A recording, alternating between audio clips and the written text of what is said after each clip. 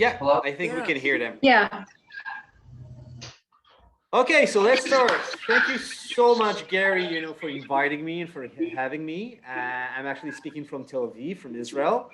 And I'm going to tell you a little bit about Humans of Tel Aviv, the project that I started a few years ago, and what is the idea behind Humans of Tel Aviv. I started Humans of Tel Aviv almost in 2012. It's actually almost 10 years. It's amazing how time flies. And what I do in Humans of Tel Aviv is that I'm walking in the streets of Tel Aviv with my camera and I'm engaging total strangers. And I started asking them questions about their personal lives. And what I'm trying to do is actually, I'm taking an interesting picture and I'm taking an interesting story and I post it on social media. And the idea behind Humans of Tel Aviv, why did I even start a project like this, was because ever since I was, your age, the kids in the school, I actually, ever since I was a kid, I was mesmerized by different cultures and different languages. And I remember that, I told myself that when I will have enough time and enough money, I would probably hop on the first jet plane and I will go and travel and see the world. And this is exactly what I did. I've been to India several times, and I've been to Europe, and I've been to the States. And the thing is that most of the people didn't realize that I'm coming from Israel. And that is probably because of my accent, which I acquired after watching endless episodes of Seinfeld and Friends. And no, seriously. And the thing is that I don't know if you're aware of this, but in Israel, most of the television series that you see are in English and they don't dub it. You only have subtitles. So you hear a lot of English. So this is the reason why I have a proper English. And the thing is that, while I was traveling all around the world, what is the first question that somebody is probably going to ask you when you're traveling the world? What do you think, Barbie? What is the first question that somebody's going to ask you? Where are you from? Exactly. And when I told people that I'm coming from Israel, you could actually see how their facial expressions started to change. Ah, you're coming from Israel. Isn't it a place where people are getting exploded all the time? Or you're coming from Israel. Isn't it a place where you're actually at perpetual war with your neighbors? You always have a conflict in Israel with your neighbors. And I was really angry and I was really upset that people have this, misconceptions about the place I was coming from. And I remember that I told myself that if I had the ability back then to actually take those people back with me to Israel and Tel Aviv, so they can see in their own eyes what Tel Aviv and Israel is all about, I don't know, maybe, just maybe I will be able to change those misconceptions. But I couldn't really do that. But I realized that there are like three basic things that people don't get about Israel and don't get about Tel Aviv. The first thing that people don't get is that Israel is actually, it's a democracy. And Israel for the past 74 almost, just in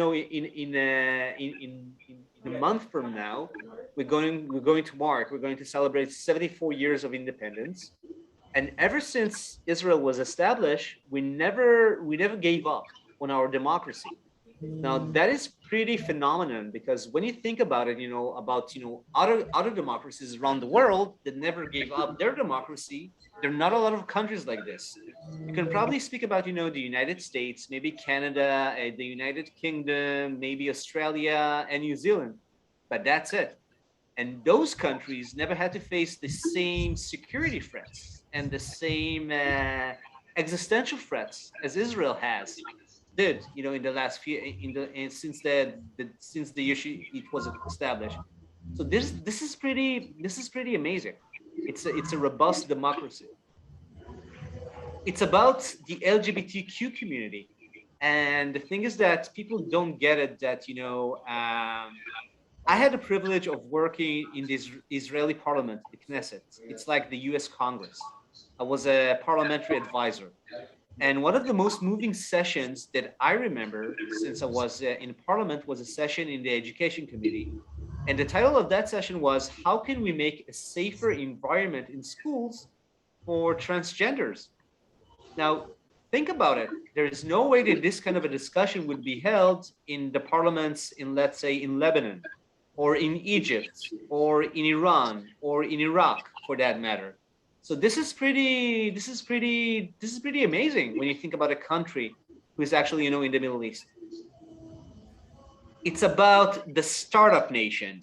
Can you tell me what is this person, what is this human is actually holding? I forget the name. You plug it into the computer.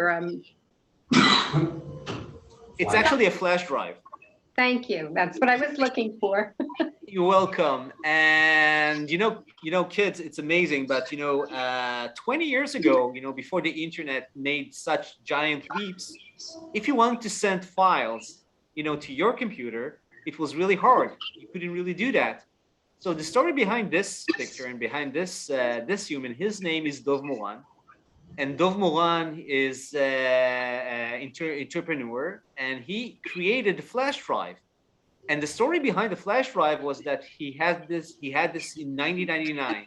He had this very critical and huge presentation in front of this 200 Wall Street bankers, and he came to New York, and he opened his computer, and he wanted to show his presentation, but his computer crashed, so he couldn't really show the presentation. And then he was so angry about himself that he couldn't present his presentation, and he promised himself that this is going to be the last time that something like this will ever happen to him. And he created the flash drive 2 years later. Now, a lot of people around the world, when they think about Israel, they usually think about the startup nation. And there is a lot of startup nation and a lot of innovation that is actually coming from Israel. Now, how many people here love to eat cherry tomatoes? Raise your hand. Well, cherry tomato was actually, created in Israel. How many people here ever heard about Waze? The application, the navigation application. Did you ever use that? Okay, that's great. How many people here ever heard about Wix.com? Is anybody, from the school students ever use Wix to build a website? Well, it's a huge Israeli company that helps people all around the world to build websites. And the thing is that, there's a lot of innovation and there's a lot of creativity that's actually coming from Israel. But that's not the thing that I wanted to, to show about Israel and about Tel Aviv. I wanted to show the diversity.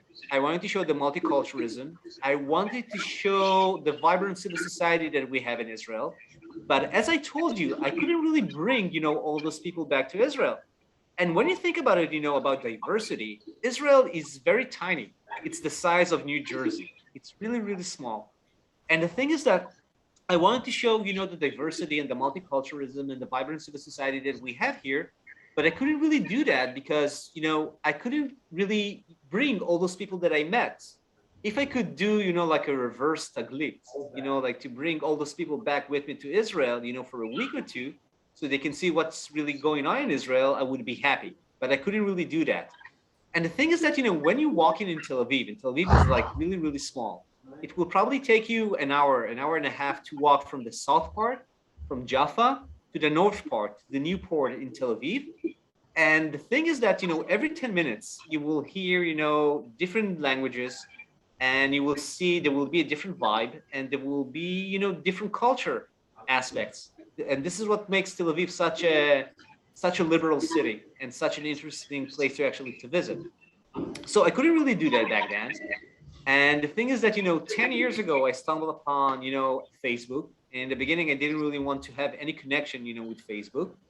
But I started to learn about this social media. And the thing is that I stumbled upon a page called Humans of New York. Is somebody here is familiar with Humans of New York? Raise your hand. Nobody ever heard about Humans of New York. So in 2012, a photographer in New York called Brandon Stanton decided to create this project. And he decided that he wanted to tell the story of ordinary New Yorkers. And he started walking in the streets and he engaged thousands of people, thousands of New Yorkers, and he posted a picture and their life story in short. And this project became a huge phenomenon, and it had more than 30 million followers from all around the world. And when I saw his project, I said, well, this is interesting. This is exactly what I need to do if I want to tell the Israeli and Tel Avivian story. And I remember that I opened a Google search page and I wrote Humans of Tel Aviv. And I was a little bit anxious because I didn't know if somebody else already understood the potential of creating a project like this. And I hit the search button. And when I saw that nobody else opened a project like this, I said, well, I'm going to do this. But I told myself one thing. I'm not the Prime Minister's office. I'm not the Ministry of Foreign Affairs. I'm not the Ministry of Tourism. I'm going to show the reality the way it is, and I'm going to let other people connect the dots for themselves. And so I started. So what do you think the story behind this picture? Wow. What do you think, Barbie? What do you think we have this composition? Well, you clearly have a woman who's infanticipating, and there's a bomb going off in back of her. Is that a bomb? Some kind of a blast. That's a bomb. That's a bomb. And she's probably, I don't know, I would hope that she's hoping her child will make it safely through this world. Okay, that's a good story. What do you think, Gary? I'm just looking at the difference between that explosion and how serene she looks, how calm she looks. What do you think, Edith? I'm trying to wrap my head around this, that as Gary says, they're two very different things happening at the same time. Okay, go ahead, Barbie. I see a shadow of her. I think that's a screen in back of her. Okay. Somebody from the class, what do you think? Speak out loud so we can hear you. What do you think the story behind this picture? Come on, don't be shy. When she like posing for a photo, and then that just kind of happened to happen in the background, or was it? I don't know. Maybe it was a green screen. I'm not sure. So the story behind this picture is that you can see Yael, and Yael used to be a war producer, a war correspondent. And when she managed even to get to Iraq, and she managed to get to the hideout of Saddam Hussein 10 minutes before they actually pulled him off. And when she got pregnant, she realized that she won't be able to continue to be a war producer. And I remember that she told me that for every war correspondent, there's actually a bullet with his name written on it. And she decided she's no longer will be able, after she got pregnant, she no longer will be able to be a war correspondent. And she decided to be a news anchor at the news channels that I used to work in Israel. And when she told me her story, I was trying to think how I can actually, compose an interesting story and an interesting picture. And while I was walking in Jaffa, just outside of our offices, I saw this picture, the picture of the explosion. And this picture was a part of a street exhibition that was portrayed in Jaffa port. And when I heard Yael's story and I saw that explosion, I thought that will be an interesting composition. It will be a story about Yael, and it will be a story about the war. And I figured out that it will be interesting. It will be fascinating. And this is exactly what I'm trying to do with Humans of Tel Aviv. It's not enough that you have a good story. And it's not enough that you have a good picture. You need to have some kind of a combination that will actually, resonate one another. And this picture was really, really viral. So how do you actually do a project like Humans of Tel Aviv? It's much easier said than done. I learned that if I need to go and speak to strangers, I will have to get outside of my comfort zone, and I will have to engage total strangers in order to get their story. So luckily enough, Tel Aviv is a very open place, and it's really easy to engage in a conversation. So the first basic thing that you need to do when you're engaging total strangers and you want to get their life story, you have to create some kind of an intimacy between you and the person that you are speaking with. So you have to create intimacy. The conversation could start, like that. It could be a conversation about a special earring. It could be a conversation about special nails. Barbie, I see that you're going with your head like this. What do you think this lady was working at that time? What was her day job? She was an artist Okay, so we have an artist. or a What do you jeweler. think, Gary? Well, she must be a manicurist. Manicurist. Okay. What do you think, Edith? I was thinking manicurist. Okay. One of the kids, one of the students. What do you think? Go wild. She worked at a nail salon. Okay, a nail salon. Well, this lady was working as a cashier at a supermarket. Oh my And God. the title that we got for this picture was "She's got the whole world in her hands," which she actually has. So it could be, about a special tattoo. It could be about a special bag. It could be about a special wheelchair. If you will come to Tel Aviv, hopefully in the near future, and you will probably, walk in Rothschild Boulevard, there's a good chance you're going to meet Yoav and Fonzie. And Yoav is an industrial designer. And when Fonzie, his dog, had a car accident, he decided to create this special wheelchair. And you will just, see them, stroll along, the streets of on Rothschild Boulevard. And this is exactly the stories that I'm aiming for and looking for, because I'm trying to find something, optimistic. And I'm trying to find something, with a human story, and something that people all around the world will be able to engage with. So it could be even, about a special outfit. It could be about a special story. What do you think the connection here? What is the story behind Glory and Jonathan? I would say he clearly loves the child. The child is smiling back, maybe at your camera, but hanging on to the man. Okay, so there's some kind of love between them. What do you think, Edith? I was thinking father and son. Okay, father and son. There's a love connection. What do you think, students? In a way, it looks like they might have not seen each other in a long time. They're just excited to see each other. Okay. Do you think it's a father and son relationship? Yes. Yes? I do. Okay, you're all so close. Yeah, Gary, what do you think? I wonder if he's taking care of the child, like a nanny. And we have a winner. Gary, way to go. Gary is right. Yeah, Jonathan is actually the nanny of Glory. And I remember that I approached Glory and asked him, what are the reactions that you are getting from people in the street?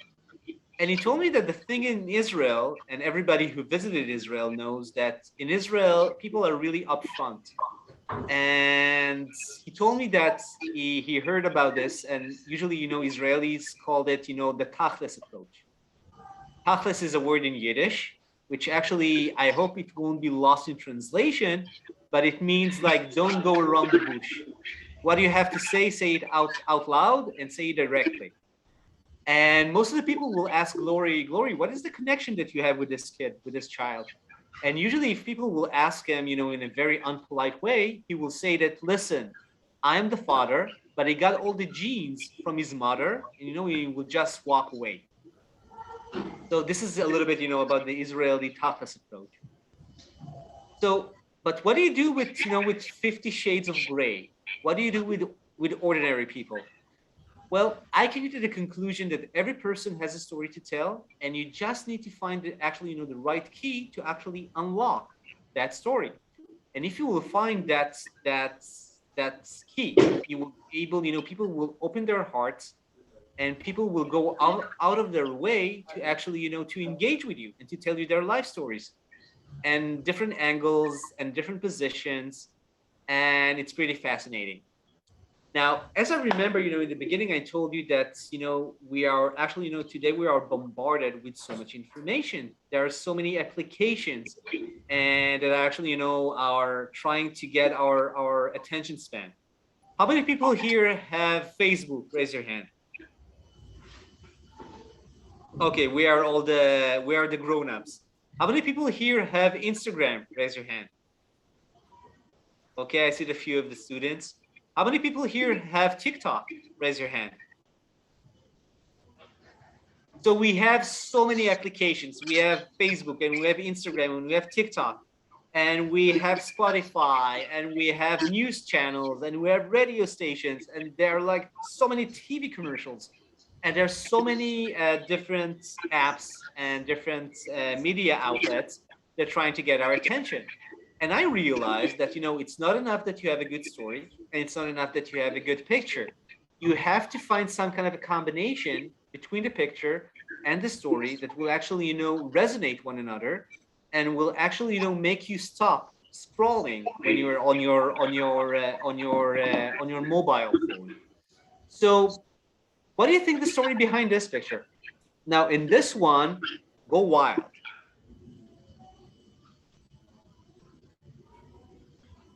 What do you think, Barbie? What do you think this lady is actually holding a circular saw? Why? Because she's a builder. So you think she's a builder? Yeah. Okay, what do you think, Edith? What is the story behind? I can't tell from what I'm seeing. Okay, one of the students, what do you think the story behind this picture? Yeah, go ahead. I think it might be a movie, because it might be like for a show, maybe. So you think it might be a movie? It's a scene from a movie. Okay, one of the other students, you know, go wild, seriously. Whatever you have in your mind, go ahead.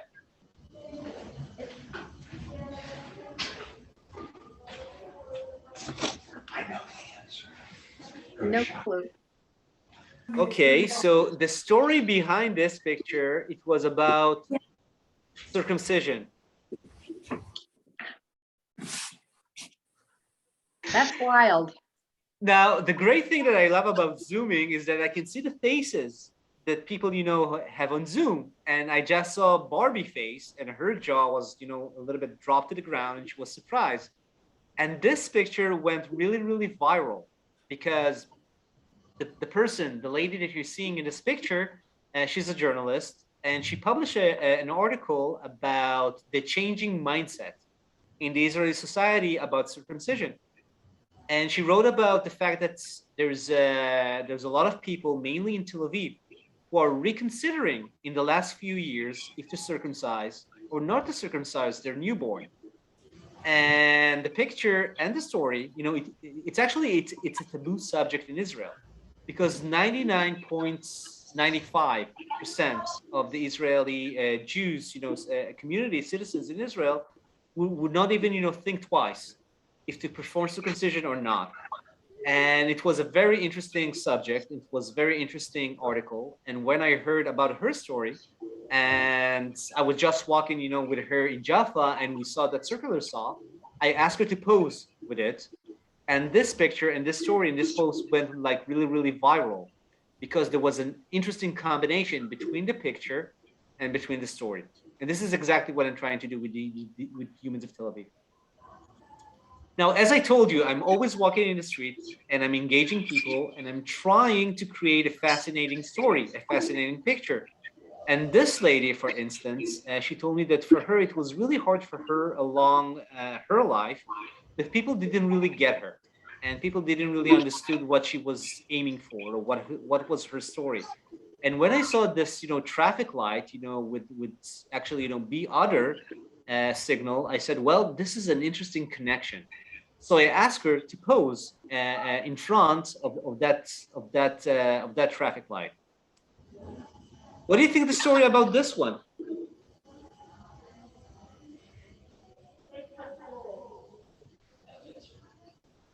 What do you think, Barbie?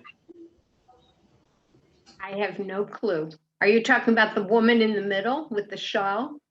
I'm speaking about the Or all of them? composition. I'm speaking about the composition. What do you think I arranged this picture in this way? No, I'm good. Flowers, nurturing. Okay, what do you think, Gary? I think the woman is dressed very conservatively, and she has all these bright pink flowers around her, and even that bright pink notebook that she's carrying. Actually, it's not a notebook, it's a siddur. Siddur. What do you think, students? What do you think the story behind this one? Okay. She's very shy and just, I don't know, she's like blooming out of her shell. Yes. But try to think about the composition. Try to think, why did I pose her next to this model on the right side with the flowers?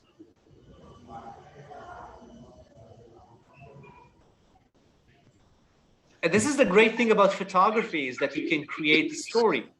You can create something, meaningful. You just need to think, a little bit before, to think how you're going to compose it. But there is a story behind this one. So the story behind this picture is that, what do you think, Gary? Perhaps she would like to be more like that woman on the right. Gary, you're good in guessing. You should probably, go to Jeopardy, because you know how to, to answer questions. But the thing is that this composition, the woman that you see in the middle, her name is Miri, and she's a modern Orthodox who lives in Tel Aviv. And she told me that one of the hardest things for her to live in Tel Aviv is that Tel Aviv is a little bit like Sin City. It's really hard for her to find kosher food. It's really hard for her to observe Shabbat when she's in Tel Aviv. And when I saw, that poster on a bus stop, and I heard the story of Miri, and the fact that Miri is holding, a siddur in the color of pink, and you have the pink dress of that model over there. By the way, that model, her name is Bar Rafaeli. She's one of the most famous supermodels of Israel. She came that close to marrying Leonardo DiCaprio. And when I saw that composition, I said, well, this is interesting. There's some kind of a tension between the modern Orthodox world and between the secular world that we are living in Tel Aviv. So this is the reason why I did this composition. It could even be, about a graffiti. And this story is about Zidane and Abdul, and both of them are asylum seekers from Eritrea and South Sudan. And one of the first things that they told me was that one of the most complicated and one of the misunderstandings that people have about people who came from South Sahara, from Africa, is that most of the people in the Western world think that they came out of caves, with a bone struck to their head and a spear in the other hand. And because I'm walking in the streets of Tel Aviv for so long, I remembered that, 500 meters above, in the street, there was a graffiti that actually depicting what they just told me. And I asked them to pose in front of that graffiti, and it went viral because they told their story, and you saw the graffiti behind them. And this is a good example of how to take a graffiti or to take something and to turn it upside down on its head. And they told their story, and it went viral because there was this combination between their story and between the graffiti. Now, sometimes it could even be, a bag, a simple bag. I took this picture in the entrance of Shuk HaKarmel. How many people here have ever visited Shuk HaKarmel? You've been there? Gary, you've been there. Barb? Okay. So this is one of the main marketplace in Tel Aviv. And every Friday you will see ultra-Orthodox from Chabad who are trying to convince people to put on tefillin. And when I saw this picture and I saw Marilyn Monroe, I didn't know what will be the title of this picture. And I remember that I just, Googled Marilyn Monroe quotes. And I came to this amazing quotation of Marilyn saying, I don't mind living in a man's world as long as I can be a woman in it. That's it. I didn't need it more than that because the picture was so strong. It could be, even with the Star of David. It could even be with a tattoo. What do you think the story behind this picture? Family members of the Holocaust. Yeah. Yeah, those are young arms. Young arms. Okay, what do you think about this picture, Jan? I think it's fabulous.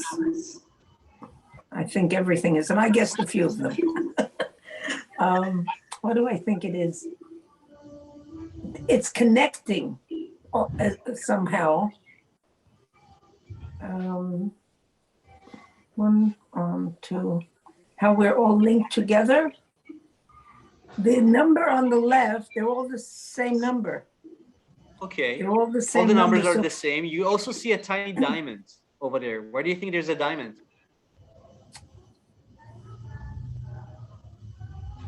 Anniversary diamond, is Okay. their name diamond? Is it an anniversary? What's diamond anniversary? What do you think it is? The first thought I had was jeweler, but yeah, I think diamond is 75. Yeah, What of the students? What do you think about this picture?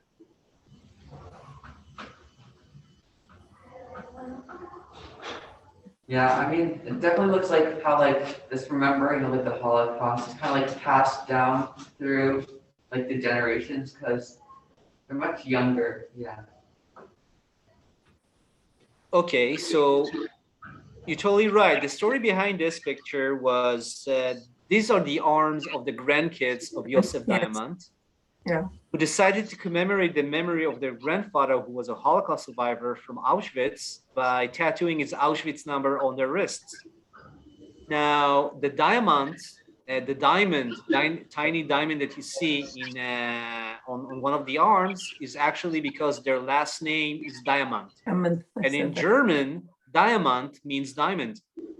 And I published this picture on the International Memorial Day of the Holocaust a few years ago. And this picture went viral. And it went viral because a lot of the people, people in Israel, will get it in a second. And people from the Jewish world will also understand the context of this tattoo.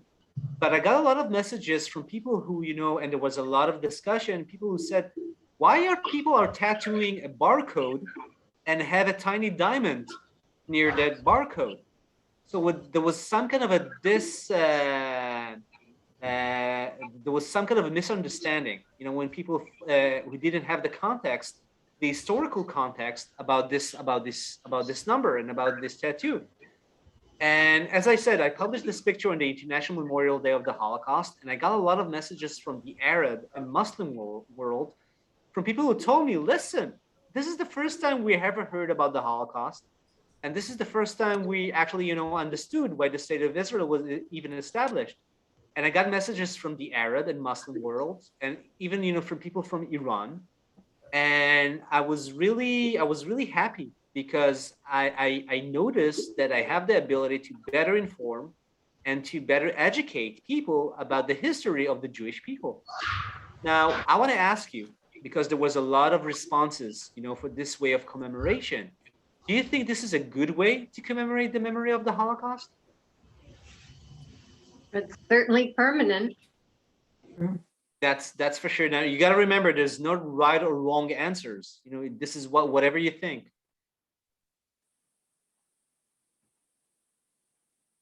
What do you think, Jan? Do you think this is a proper way to commemorate the memory of the Holocaust? I think it's proper for them. They decided to do it. And I think that's okay. I wouldn't do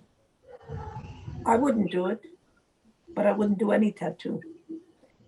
And one of my friends said that her Reform rabbi said the reason Jews shouldn't get tattoos, because we pierce our ears, or get Botox, but that it's that because they were tattooed unwillingly. So I think it's wonderful. It's subtle, but I don't think I would do it. Okay, and according to Judaism, you're not allowed to tattoo anything on your body. Yeah, I know. So there was a lot of criticism, from religious people who said, "Why are you tattooing your body?" What do you think, Gary? Um, I think it's a remarkable and moving way to commemorate. What do you think, Edith? I agree. It's for somebody who is the child of or descendant of somebody who was in the camps who was tattooed. It's a very powerful tool for remembering and causing others to realize what went on. Somebody from the students, what do you think? Do you think this is a good way to commemorate the memory of the Holocaust?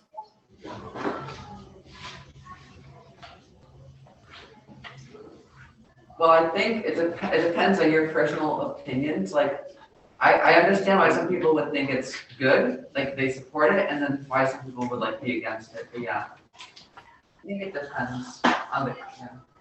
No, I'm asking what do you think?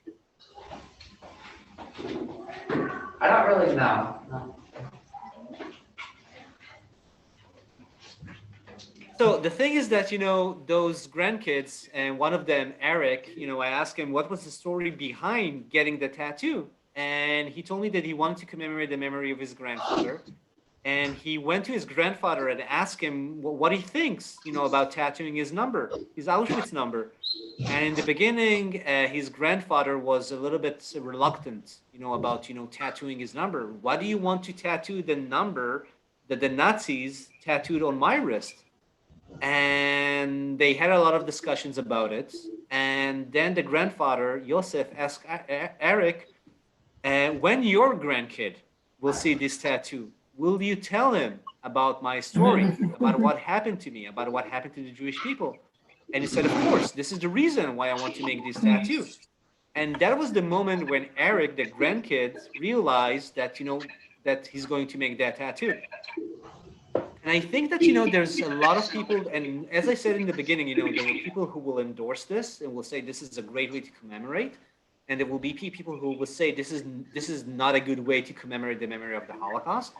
But I think that, the fact that, one of the grandkids said that every time that somebody who is not familiar with the Holocaust see that tattoo and engaging them and ask them what is that number, and they're telling them about the Holocaust and about his grandfather, is a moment where they're actually, it's a good way to commemorate, because people are engaging and people are asking. And, in my eyes, there's not right or wrong.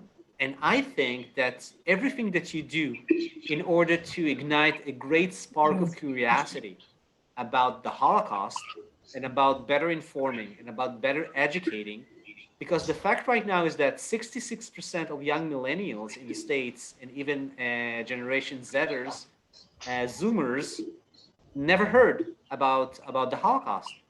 So in any way that you can better inform and better educate people about the Holocaust and about tolerance education, I think this is a good way to commemorate. So I want to share with you a couple of the things that I learned about Israel and Tel Aviv after photographing more than 2,000 life stories in Israel and in Tel Aviv.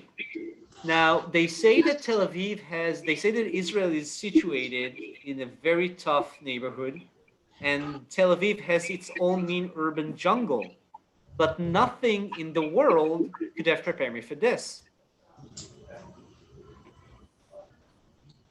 Now, you got to understand, this is not Purim. This is not Halloween. This is an ordinary day when an ordinary guy decided to take his lion, for a walk in Rothschild Boulevard.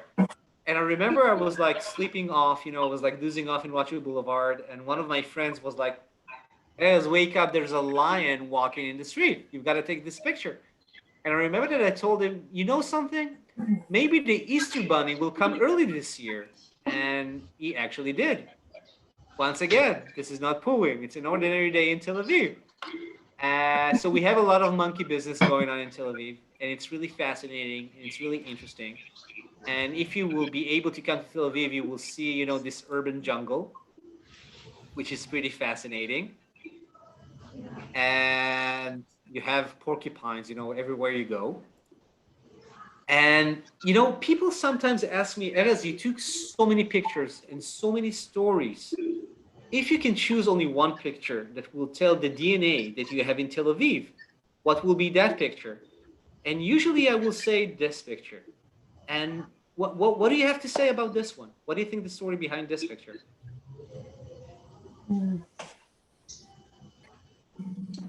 Acceptance. Okay, acceptance. What else? Well, there's certainly a dichotomy with a woman in a brief bikini and these other Muslim women fully garbed. I find that interesting, and I guess that goes along with Jan's acceptance that whatever they're thinking, they didn't walk away. Okay, one of the students, when you see this picture, what is it? Gary, go ahead. Sorry. It's a scene that I remember seeing multiple times when I was staying in Tel Aviv. And it strikes me that this kind of acceptance is probably easier in Tel Aviv than it would be in much of Europe, where there's some resistance to the modest dress, the Muslim Okay, dress. we'll get to that. That's a good point. One of the students, when you see this picture, what do you think? Well, for me, the one word that comes up is coexistence. Okay. What did he say? Coexistence. Thank you. In which way do you think this is coexistence? Well, just two different cultures that are that have their differences and their similarities just being, they're just together in a way in Israel. And that's how I see this photo. So it's just an ordinary day on the beach. No, not necessarily, no. You don't think this is ordinary day in Tel Aviv? In the beach in Tel Aviv? You think it's like a special occasion, or? I'm not sure. Well, it's fine. It's okay. So the thing is that, for me, this picture tells the story of, as you said, acceptance and freedom of religion and freedom from religion. In Tel Aviv, you can dress the way that you want and nobody will make a fuss about it. And the thing is that, Gary spoke about Europe just before. And I remember that I posted this picture a year or maybe 2 years before the terrorist attacks that happened in France, in Charlie Hebdo, and in the Bataclan, and in the kosher supermarket in Paris. And during that time, the French government decided to have this law saying that in the French Riviera, in the French beaches, women will not be allowed to wear burkini. And burkini is like a special swimsuit for Muslim ladies, who's actually covering all of the body of the women. And I remember that I told myself, this is a little bit strange because France is the cradle of modern democracy.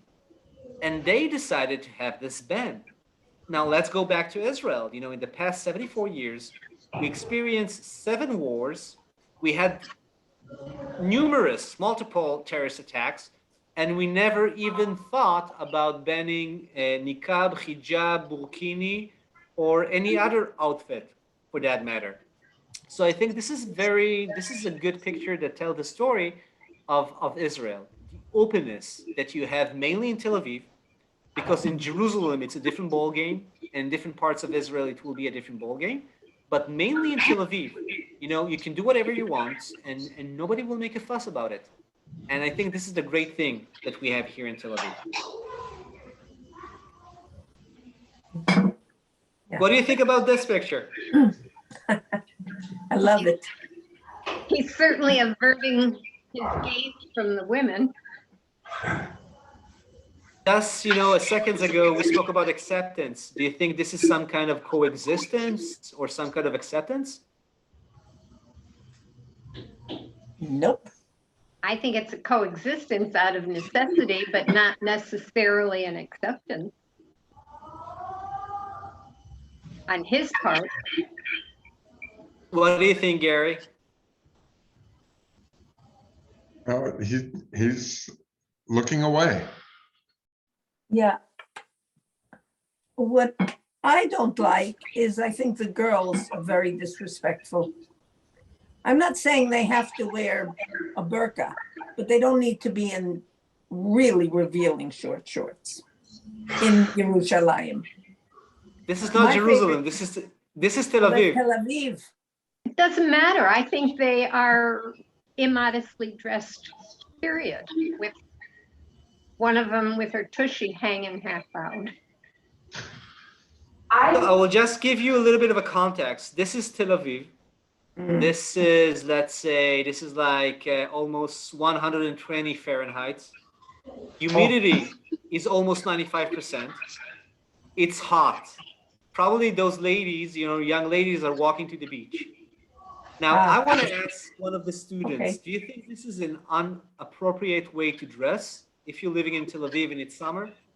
Oh, 100%. I think it's totally fine. It's hot. They're wearing clothes. It's fine. It's 100% okay. Yeah, like if it's hot out, especially if you live in Tel Aviv and it's near the beach and stuff, I would wear that. It's totally fine. It's just clothing. Like we all have legs. Okay, so we don't need to make a fuss about it. So the thing is, I want to ask additional questions. Those ladies, they were walking, and that's ultra orthodox young adult. He came from just along the street. When you walk down that street, there's a big ultra orthodox congregation. Now this was Friday morning.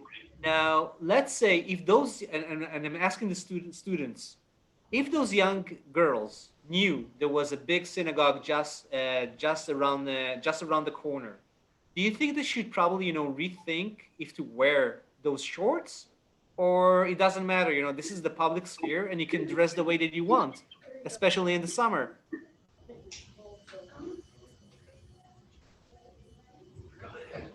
I think it's public. It's the summer. And if they need to go somewhere where they're going to dress like that, like it's hot, say they're going to the beach and they're dressed like that because they're going to the beach, I think it's fine. And I think it's fine. It's a public street. So you think it's not disrespectful? No, I think it's fine. Yeah. What do you think about the gaze, about the look that the ultra-Orthodox guy is actually, he's like turning his head, to the other side of the road? Do you think it's a little bit disrespectful for the girls? No. If you will walk in the street and somebody will take a look at you and then will take his gaze, his look to the other side of the road, would you think a little bit awkward or?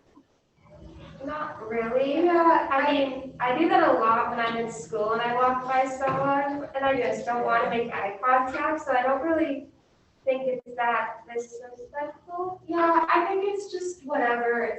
Once again, it's like, it's in his right. He doesn't have to. I think as long as everyone's just going about their own day, not bothering anyone, I don't really think it matters at all. You guys should write that down, the difference between the older. Okay, so okay, that's interesting. That's interesting. And I've got to tell you that somebody else want to add something? Yeah, go ahead, Gary. This picture reminds me of someone who came in applying for a job as an Orthodox Jew who came applying for a job and was being interviewed by a woman associate here, and complaining that he would never look at her, and she didn't understand that he would just not be willing to look at a woman. So in a sense, it's clashes of cultures. So I want to tell you a little bit about cultures. I remember that I presented this picture in one of my speaking engagements to a school from the Midwest, And one of the school students, just raised his hand and asked me, "What is Abraham Lincoln doing in Tel Aviv?" So, this is just to show you a little bit, about cultural differences and how amazing it is that, you take a picture on the other side of the world and somebody from the other side of the world, have different assumptions about that picture. So Tel Aviv in Israel, mainly Tel Aviv is a part of, you have this synergy. And in this picture, you can see Shmulik. And Shmulik he was grown up and raised as a secular Jew.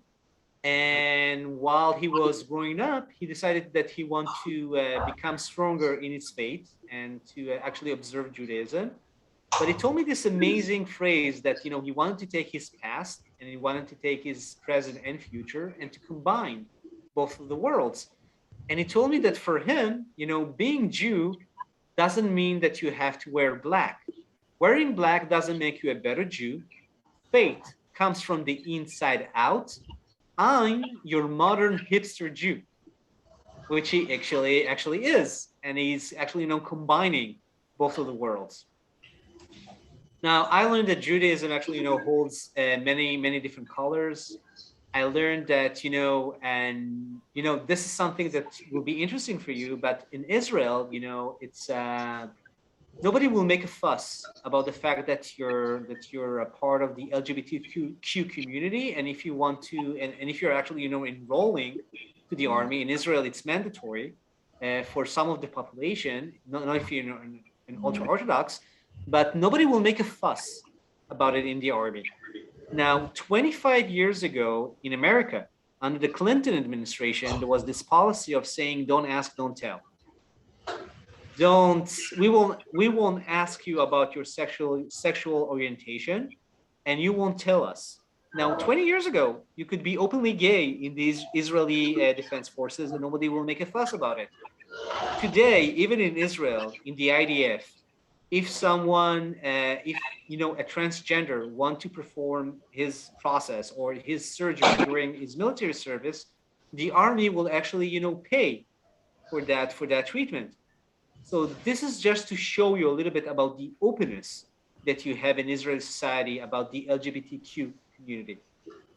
If you want to. In Israel before the corona. Yeah, sorry, what? The kids have to leave for their next class.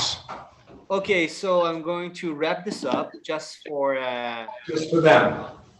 Okay, just for them.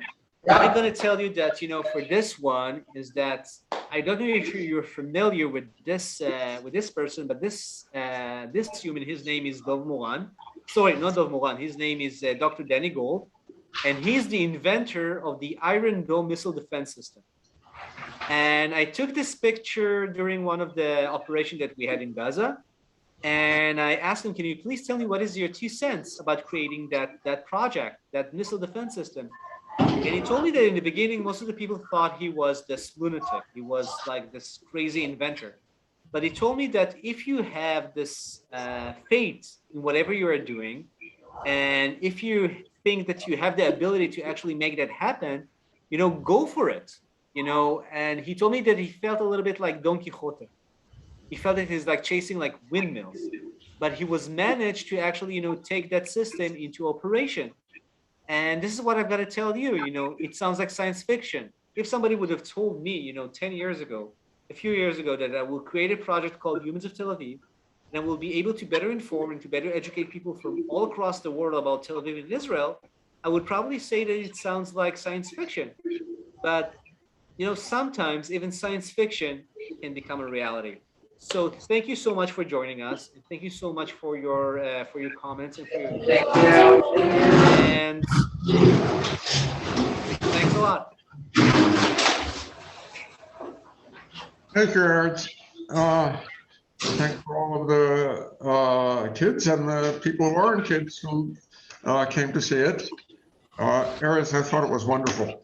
And I want to look more at the projects, more of your photographs that I see online. But this was just terrific, I think. Go ahead. Excuse me, Bobby. Gary, I have a question. How did you find Erez? I mean, Um, to come, to be able to speak to us. The person who found him was Jack. So maybe Jack can say. Jack, Yeah, I was sent, I believe I found it by email. I was sent an email about the program. I looked at it, I thought it was wonderful, and I followed the steps and brought it to Gary at Adult Ed, and he liked it as well. So here we are.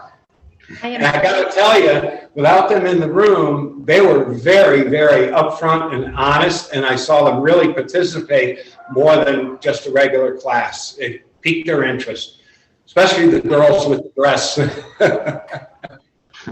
I'm really happy. This sorry is more- because this is photography, and as I said, before, it's an open discussion. And if you want to get engagement, from people and from students, you have to create a conversation, and you have to keep the ball going and rolling.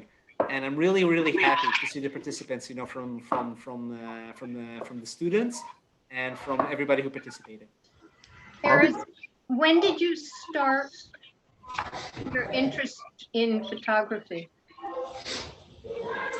Well, I actually started, interest in photography I started from film, not from video, not from photography, not from stills photography. But then I went to India and I started taking pictures, and ever since I was hooked. So you were clearly an adult then by that time, yes? I was like almost 23, 24. an In adult. Israel, you wouldn't say an adult, but I will take it. Wow, I'm impressed. Thank you. Thank you. I had a chance, it was a few years ago, to spend a few months in Tel Aviv, and I must say, it really captures it. I mean, you really have captured the spirit of the city. Thank you. It's been interesting and fascinating, and that's Tel Aviv. That's the spirit that we have here. Okay, anything else? Yeah. Gary will give me your email, Eric, and I'll type up summaries of some of the comments. So the first one I'm looking at, listen to this. I thought it was interesting. I'm really interested in journalism. So it was interesting to see how you would connect it to Israel and show the reality of Israel, and how you can use photos and compositions to demonstrate different people's stories.